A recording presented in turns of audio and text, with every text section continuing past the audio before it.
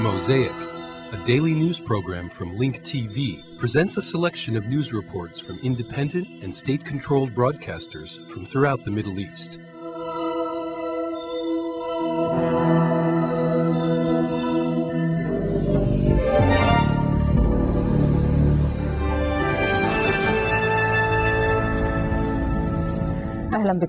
Welcome. Iranian President Mohammad Khatami warned of a mass resignation by reformists if the Guardian Council does not withdraw its decision, which he described as biased, to refuse a large number of reformists from running in the next parliamentary elections.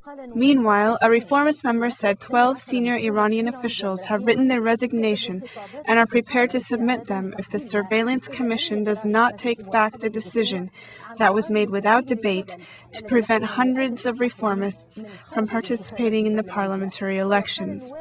According to the member who requested not to reveal their names, the list of officials prepared to turn in their resignations include 4 of the Iranian president's assistants, 6 from government ministries, as well as other officials.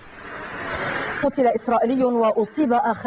Israeli has been killed and another injured when fighters opened fire on their passing car near the Talmoon settlement near the city of Ramallah in the West Bank.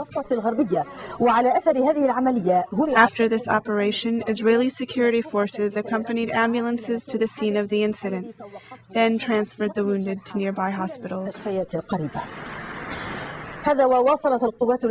For the second consecutive day, Israeli forces raided houses in the city of Tulkarm and its refugee camp. They interrogated about 200 people, arresting 6 of them, one of whom was accused of planning an attack against them. In Tulkarm, many young Palestinians clashed with occupation forces, who fired at them with rubber bullets and tear gas. The American government says that gross negligence was behind the attack made by Israel against the American spy ship USS Liberty that was in the Mediterranean Sea during the 1967 war.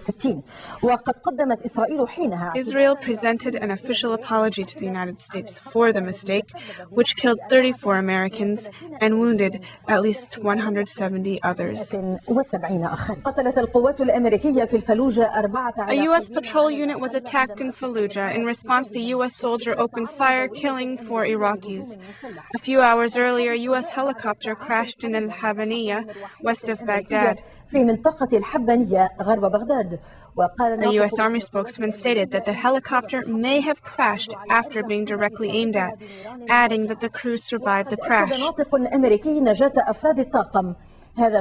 Meanwhile, 7 Iraqis were wounded during various demonstrations in Iraq.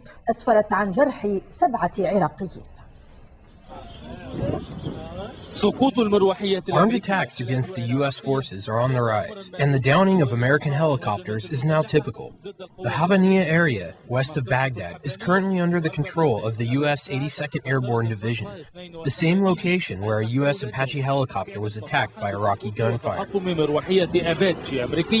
This is the 3rd incident of its kind to occur in the same area in less than 2 weeks. U.S. planes rushed to secure the area where the helicopter landed. However, it did not appear to be severely damaged.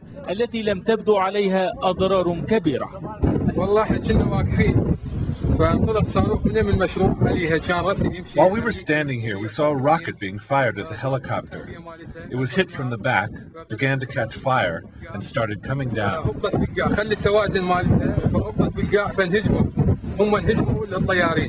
Meanwhile, the U.S. soldiers killed 4 Iraqis in Fallujah, 1 elderly woman, and 3 people who were in their vehicle at the time. This occurred after a demonstration protesting U.S. conduct in Iraq. Not too far away, a demonstration was organized to protest the U.S. troops detaining an Iraqi woman for several hours. Her husband and brother-in-law are accused of being involved in armed attacks against the U.S. forces. The protesters also condemned the U.S. presence in Iraq.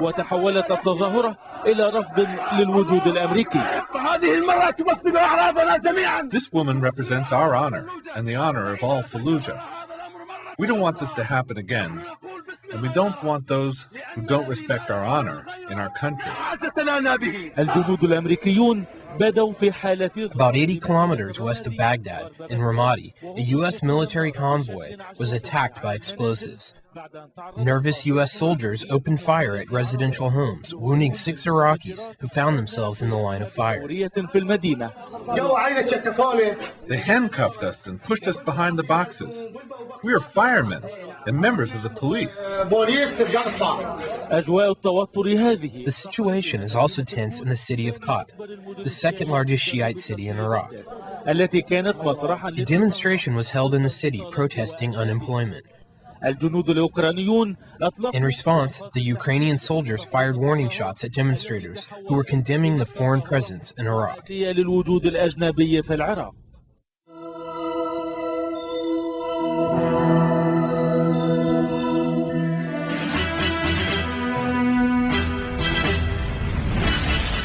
A U.S. Apache helicopter crashed in Iraq west of Baghdad Tuesday. A U.S. military spokesman said there were no casualties reported, adding that there were no further details on the nature of the crash. The crash happened not far from the flashpoint town of Fallujah, where fighters have shot down 2 helicopters this month. Large explosions were heard in the center of the Iraqi capital late on Monday near the Baghdad hotel, leaving no casualties. Meanwhile, a team of the U.S.-led Iraqi survey group will examine a site where mortar shells containing blister gas were found, and unrest spread in Iraqi towns as jobless Iraqis in the city of Kut were fired at as they marched in protest for the 3rd day running. Large explosions rocked central Baghdad late on Monday, and U.S. soldiers said at least 2 mortar rounds detonated near the Baghdad hotel. According to the U.S. military, at least 1 round exploded in the Tigris River and the other exploded on the bank. It said there were no casualties. The Baghdad hotel, which has been used as a residence by U.S. officials and Western contractors, had been targeted several times with rockets, mortar shells and bombs. Meanwhile, unknown assailants driving in a taxi shot dead 2 policemen in Iraq's northern capital, Mosul, and 1 died instantly and the other died later in the hospital. In another development, Ukrainian soldiers fired gunshots on Monday to disperse hundreds of Iraqis who rioted for jobs and food in the southern Iraqi town of Kut near Basra, where a barometer of rising frustration with the U.S.-led occupation is reaching its highest levels. Trouble started in the town where about 400 protesters marched for the 3rd straight day on a government building to demand jobs. They want to work, so they demonstrate. They want to talk to the government officials. The officials told the people that they can't do anything because they were under the control of the United States. Iraqi officials said someone in the crowd threw a grenade at police and Ukrainian soldiers guarding the building, injuring 4 Iraqi policemen and 1 Ukrainian. They added that the Ukrainians then fired shots to disperse the crowd, injuring 1 protester. In the meantime, a team of American-led Iraqi survey group will examine Tuesday a site in southern Iraq where 36 mortar shells thought to contain a liquid blister agent have been found. The 14 intelligence analysts, interrogators and translators are to investigate the 120mm mortar shells that Danish troops and Icelandic deminers uncovered last week near Qurna, north of the city of Basra. Danish troops sealed off the area, and they have also been handing out flyers to the residents warning them to stay away if the shells turn out to hold chemicals. Danish and U.S. military have indicated the shells could be up to 20 years old, and they could be left over from the 8-year war between Iraq and Iran, which ended in 1988. In the weeks after the invasion of Iraq, the U.S.-led found several caches that tested positive for mustard gas, but later turned out to contain missile fuel or other chemicals. Other discoveries by the U.S.-led occupation turned out to be old caches that already had been tagged by United Nations inspectors and were scheduled for destruction. The International Committee of the Red Cross, ICRC, is continuing its efforts to be allowed to visit ousted Iraqi leader Saddam Hussein. This came after U.S. Defense Department's top civilian lawyers had determined that Saddam was a prisoner of war because of his status as former commander-in-chief of Iraq's military. ICRC spokeswoman Amanda Williamson stressed on Monday that the International Red Cross says handing Saddam over to the Iraqis for trial would not necessarily conflict with the 1949 Geneva Conventions on the conduct of warfare as long as he is granted due process. The organization also says that Saddam's prisoner of war status does not give him immunity from accusations of crimes against humanity. Israeli Premier Ariel Sharon said in his speech to the Knesset he would seek parliament approval for his unilateral plan within 6 months if Palestinians do not implement the roadmap. Palestinians, however, say that it is Israel which is undermining the roadmap by building its controversial separation wall. Washington demanded both sides to stick to the roadmap and welcomed Israel's call for resuming talks with Syria. Syrian officials dismissed the move as publicity stunt, recalling Israel's refusal to a similar Syrian call last month. Once again, Israeli Premier Ariel Sharon warned he would implement his unilateral plan unless the Palestinians implement their part of the roadmap within 6 months. The new warning was made in his Monday afternoon address to the Knesset. Sharon says he would seek the parliament approval. If it will be clear that we don't have, for now, a partner with whom we can implement the roadmap, then I will, of course, bring the steps that the government decides on to the Knesset for approval, so that we can hold a serious and comprehensive debate on the subject. Under the plan, Israel would withdraw from the West Bank and the Gaza Strip and dismantle settlements in a 6-month timetable. But in his speech, Sharon did not mention anything of the uprooting of Jewish settlements after Sharon's Likud party, his allies and thousands of supporters rejected the move. Palestinians reject the plan as well, which paves the way for Israel to impose its own terms. For them, the construction of the separation wall in the West Bank is part of these unilateral steps. At a time when we're trying to make peace, Israel government continues with the walls, the settlement activities, tightening the closure and sieges, in a line of fait accompli policies that destroys the essence of peace in this region. Palestinians demand Israel to go back to the roadmap, which outlines a Palestinian state by 2005.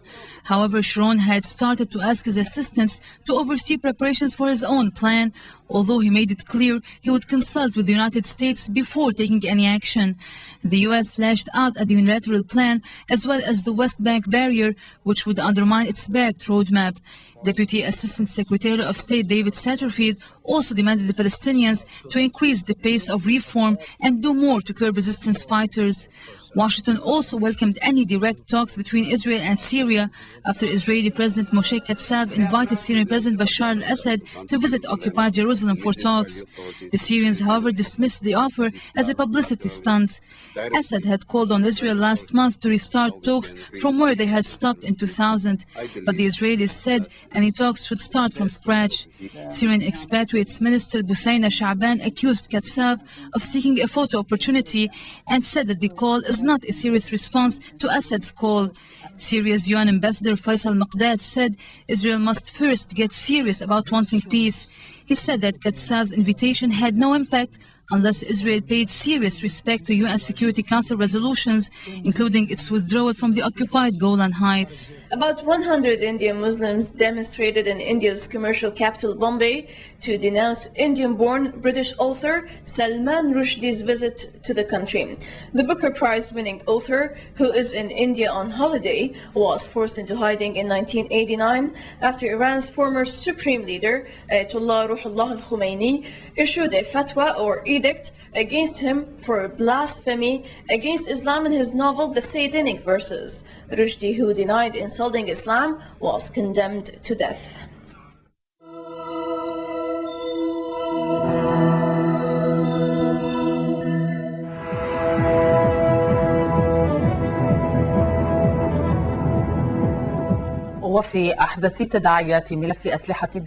Getting rid of weapons of mass destruction was used as the primary justification for the Anglo-American War on Iraq. But now the British Prime Minister says that such weapons may never be found in Iraq. He explains that at the time his decisions were based on intelligence reports. The British Prime Minister has always confirmed that Iraq has weapons of mass destruction, but now he makes a clear reversal in his position, saying that weapons of mass destruction may never be found in Iraq. Blair told the British Broadcasting Corporation BBC that it is not strange that hidden weapons of mass destruction have not been found in a country twice the size of Britain. Blair was asked whether he overestimates the danger posed by Iraqi weapons of mass destruction, which Washington and London used as the primary justification for their military intervention in Iraq. He said that it is impossible to tell at this time, adding that he does not know. Blair said that his actions were based on intelligence reports he received about the Iraqi weapons. Meanwhile, Blair said that he will resign if investigations into the suicide of the British weapon expert David Kelly reveals that Blair lied in matters concerning the case.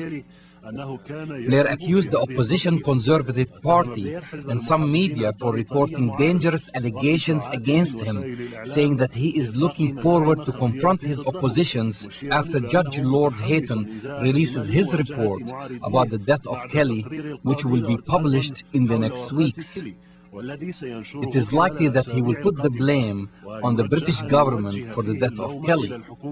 Blair said that Hayton's report will be final and it will put an end to all speculations. The death of Kelly raised speculations about the possible role of the Prime Minister in pushing Kelly to commit suicide. Allegedly, possessing weapons of mass destruction was used as the main justification for the war on Iraq. But now, after London and Britain failed to introduce evidence that these weapons exist in Iraq, Blair says that they may never find them.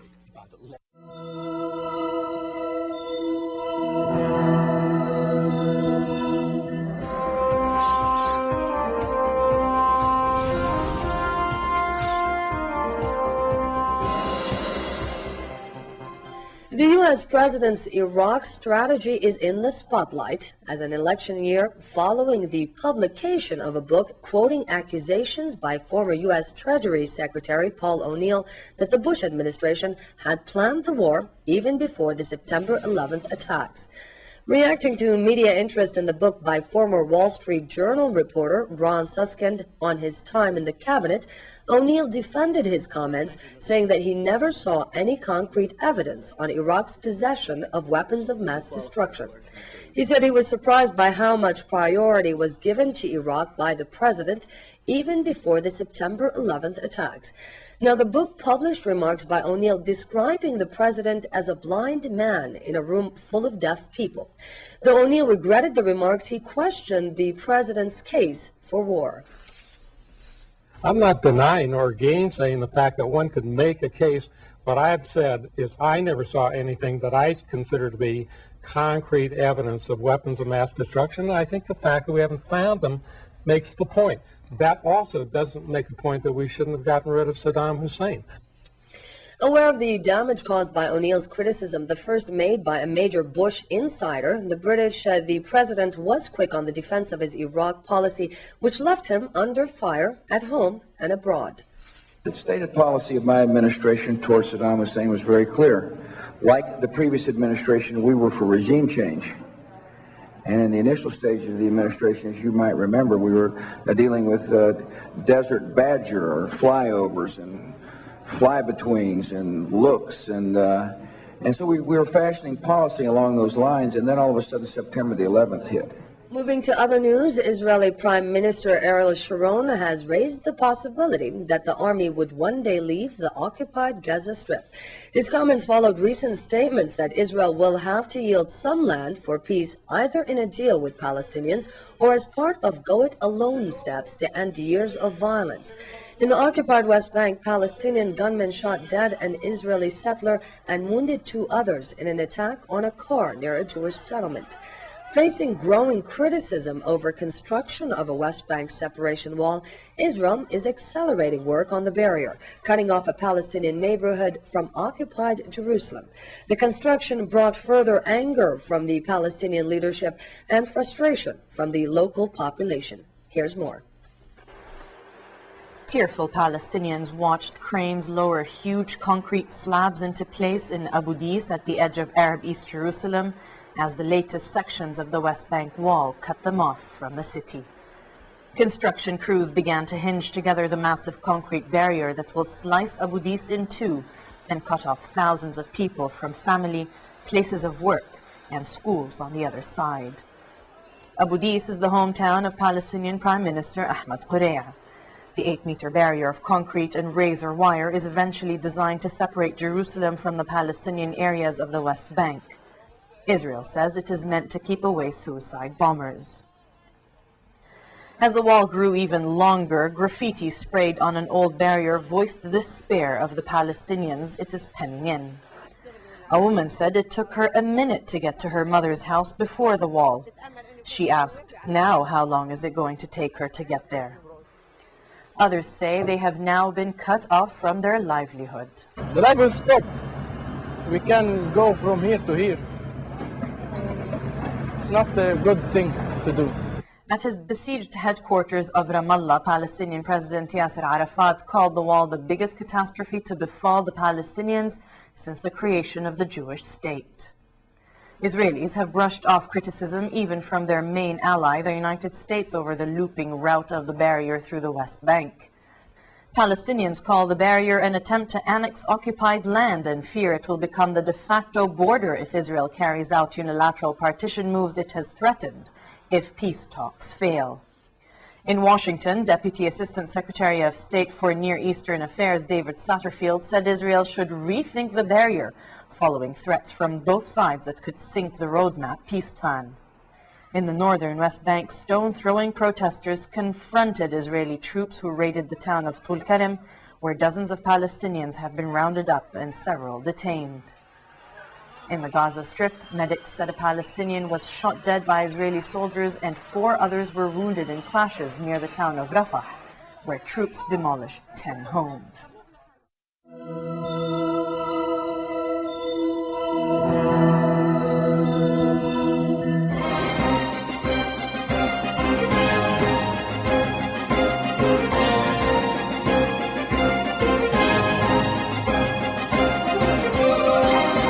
The Israeli government proposed signing a water agreement with Turkey to buy 50 million cubic meters of water annually for the next 20 years. Prime Minister Ariel Sharon said the agreement is not only an economic deal between the two countries, but it is also intended to serve strategic purposes by developing Turkish-Israeli relations. We leave you with our reporter Eli Nisan. According to the water agreement, which was scheduled to be signed by the Israeli and Turkish governments, Israel will import 50 million cubic meters of water annually from the Baghdad River in northern Turkey. Another objective of the agreement is to strengthen Israeli and Turkish relations by enhancing strategic and security cooperation. The amount of water that Israel imports from Turkey forms a small percentage of the total amount of water consumed in Israel, which reaches to 1 trillion cubic meters. The Minister of Infrastructure, Joseph Paritsky, said that Israel suffers from water shortages, which explains why his ministry is developing projects to treat seawater. In the beginning of 2005, these kind of projects will be built in Ashkelon, with the objective of providing Israel with 100 million cubic meters of water. Nevertheless, Israel will still need to import water from abroad. Some Israelis are opposed to importing water from abroad, saying that it is economically feasible to treat salt water. The cost of importing water is 85 cents per square meter, while treating salt water costs 55 cents per square meter. From a pure economic perspective, one can say that this water deal is not practical.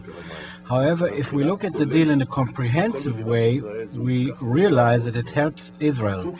It is a very important deal. Turkey is an important country for us at the political level because of its geographic location. It is an Islamic country that identifies itself with Europe. It is important that we continue to have relations with it. Natural gas and oil pipelines go through Turkey, making it a bridge for natural energy. We must have good relations with this country. Turkey is also located north of Syria and Iran. Turkey is a bridge that links Islamic countries in Asia like Turkestan and Tajikistan. In a few words, we want to cooperate with this country and thus we must strengthen our existing ties with it. The objective of buying water from it is to get water that we need, but also, more importantly, there are strategic benefits to gain. To what extent can this deal increase cooperation between Israel and Turkey? It would lead us to a situation where we are linked to Turkey. The agreement, as you said, goes for 20 years, which makes it clear that it is not only a water agreement. Being linked to Turkey with a long-term water agreement means that we will eventually be signing other agreements in the long run.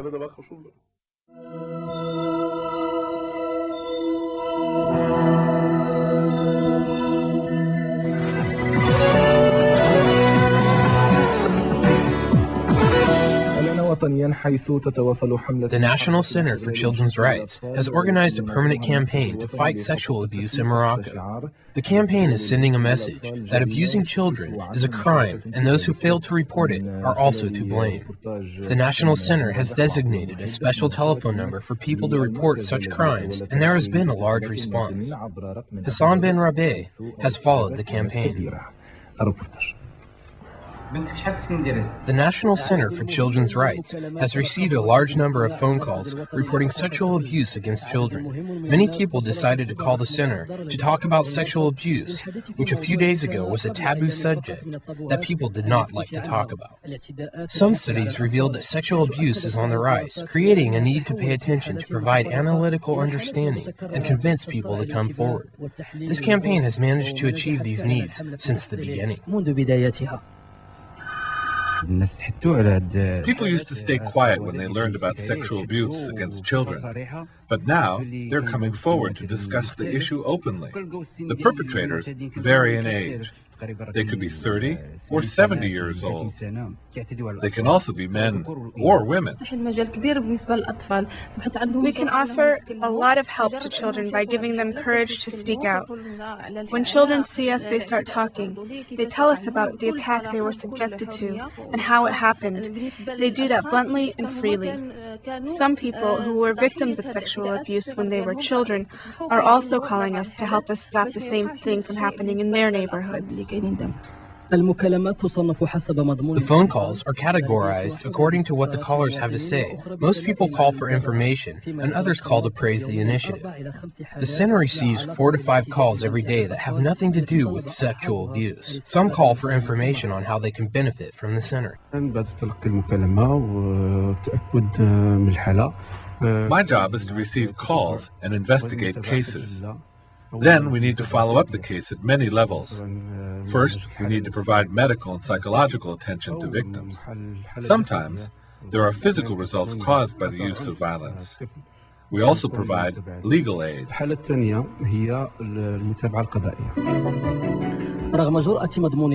The campaign uses blunt messages and innovative methods to get the message across, using television ads and billboards. These simple methods are welcomed by most families and foreign media agencies who have applauded the campaign. We received reactions from fathers, neighbors, teachers, and children themselves from all segments of the Moroccan population.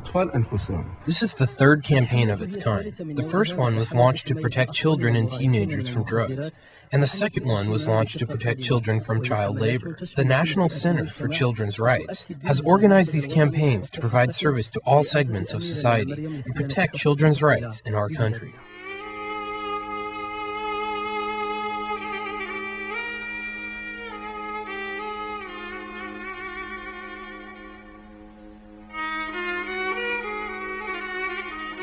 Mosaic is made possible by a grant from the John S. and James L. Knight Foundation, which promotes journalism excellence worldwide and invests in the vitality of 26 U.S. communities, and the William and Flora Hewlett Foundation. Additional support is provided by the Firedoll Foundation and Henry and Virgilia Dakin.